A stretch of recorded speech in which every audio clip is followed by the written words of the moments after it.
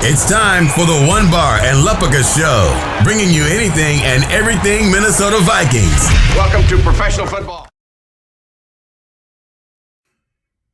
All right, Lupica's here from the One Bar and Lupica Show. Today I'm going to be talking about the Vikings 2020 plan of attack for the NFL Draft.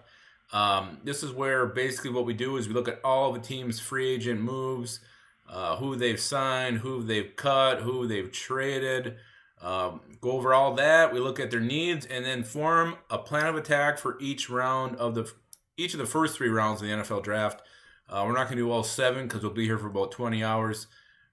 So anyway, let's get right into it. The Vikings plan of attack. This is what we're gonna figure out what the Vikings will be doing this Thursday night, just a week from today as I'm filming this. It's getting close, guys. I know I'm getting excited. I can't sleep at night. I get sweaty. I get nervous. And the sheet's a little damp sometimes, I'm not going to lie. But anyway, here are the Vikings. This is their free agent acquisitions. So they signed big nose tackle Michael the Juggernaut Pierce, wide receiver Tajay Sharp, defensive end Anthony Zettel, linebacker DeMarcus Gates. He was from the XFL.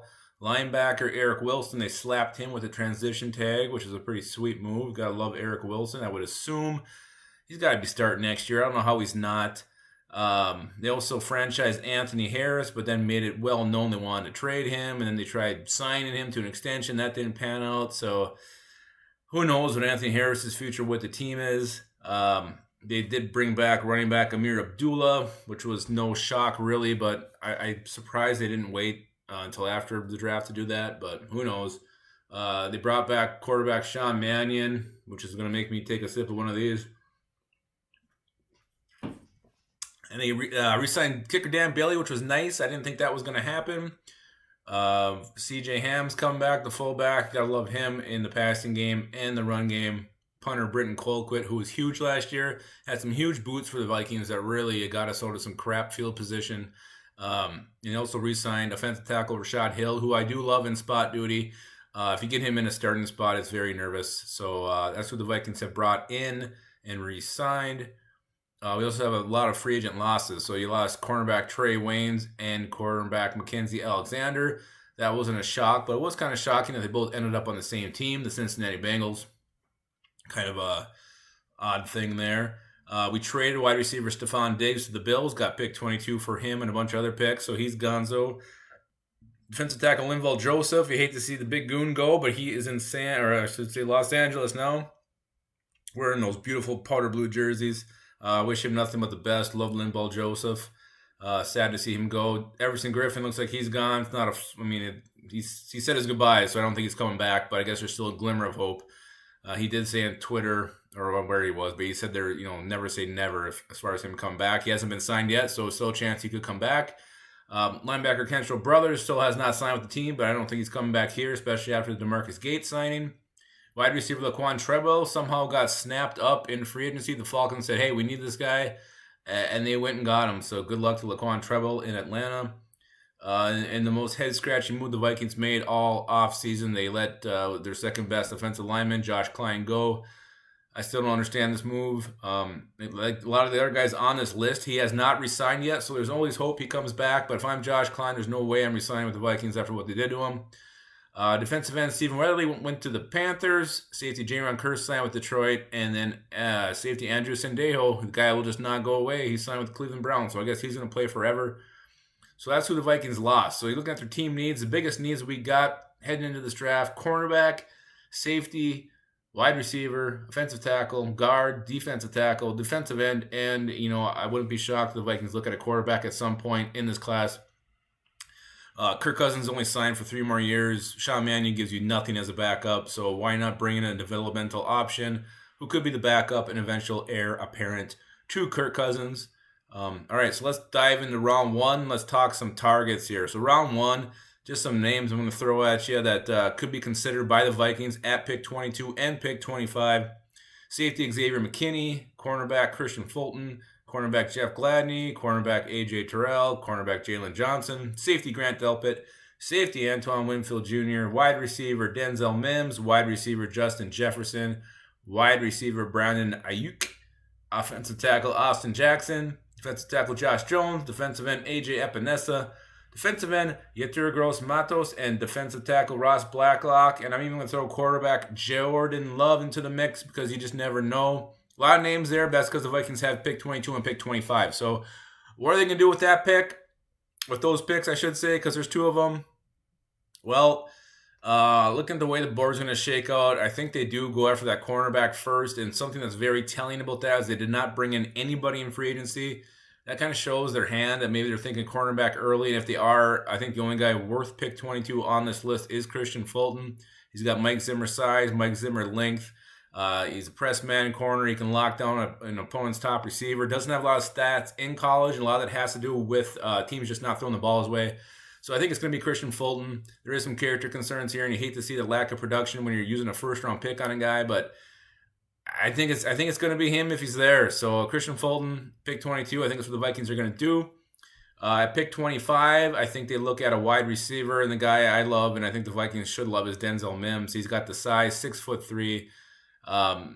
He's got the speed too. He ran a sub 4.40 at the combine. He can get deep. He can be that outside number 2 guy with Tajay Sharp in tow. They do not have to rush him onto the field. They can put him out there when he's ready. So he's got time to develop. Denzel Mims, you got to love what this guy can bring to the table. You just close those eyes of yours in his picture. Kirk Cousins just lobbing some beautiful deep passes to him. Man, I can see it now. Denzel Mims, I think, is probably going to be the pick at 25. So round 2, you already got your corner, you got your wide receiver. Let's look at some targets the Vikings could be looking at in round 2. Wide receiver Jalen Reagor, wide receiver KJ Hamler, wide receiver Michael Pittman Jr., wide receiver T. Higgins, wide receiver Laviska Shenault Jr., defensive tackle Neville Gallimore, defensive tackle Justin Matabuke, defensive tackle Marlon Davidson, safety Ashton Davis, safety Jeremy Chin, cornerback Noah Igbinogene, cornerback Trayvon Diggs, cornerback Damon Arnett, defensive tackle Raekwon Davis, guard Lloyd Cushenberry III, offensive tackle Isaiah Wilson, offensive tackle Ezra Cleveland, offensive tackle Lucas Niang, and a couple of quarterbacks here, Jacob Eason, Jalen Hurts, and maybe even a pass rusher like Julian Akwara. So the Vikings, they got going into this second round. They get their corner, they get their wide receiver. It's not out of the question that they double up on one of those positions. I think that's on the table. I could see him taking like a Noah Igbinogene. He's an awesome kick returner. He could be an option, but I do think they stay in the secondary. I think they look at a safety here. And the guy I love is Ashton Davis from Cal. This guy is physical. He's nuts. He's crazy. He's a former walk-on. He plays like it every single snap. It's like he's trying to earn someone's respect, like he's trying to earn his job every single time. A high-energy guy. He hasn't been able to do a whole lot this draft season because he's been injured.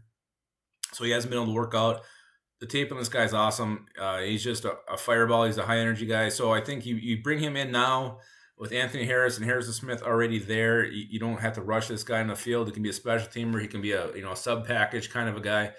Then next year, if you don't bring Anthony Harris back, you got his replacement on the roster. And another thing they got to factor in is why I think the Vikings look at a safety early is Harrison Smith is like 32, 33 years old, whatever he is, maybe even 31. He is getting up there in age, so I think they got to get his successor on the roster. So I do think you'll see safety, drafted by the Vikings in those first 3 rounds. So I think round 2 is going to be the safety, and Ashton Davis is there. I think he's definitely going to be in purple, and I think that's a hell of a pick by the Vikings. Round 3, the Vikings have two third-round picks. They got an extra comp pick when they let Sheldon Richardson sign with the Browns. I shouldn't say let; they just couldn't afford him.